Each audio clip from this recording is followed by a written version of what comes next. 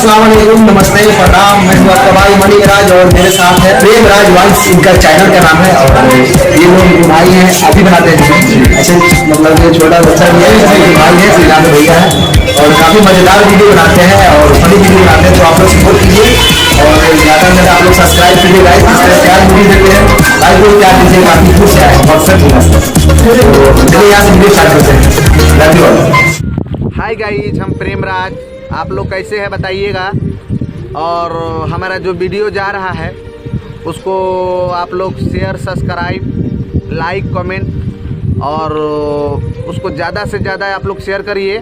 और वहाँ वो वीडियो में क्या खराबी है आप हमको बताइए। अच्छा लगे तो भी शेयर कीजिए और ना लगे तो भी शेयर कीजिए। और ख़राब है तो कमेंट करके कमेंट बॉक्स में बताइए कि ये वीडियो ख़राब है। हम लोग कोशिश करेंगे कि उसे अच्छा बनाए। हाँ, चैनल के सब्सक्राइब कीजिए। हाँ। आप लोग के ऐसा वीडियो जरूर जाएगा बार बार। जाता रहेगा ऐसा वीडियो। और लाइक भी दबा के करिए। हाँ, देखिए यही भाई है जो इनको 500 दिया जा रहा था जी।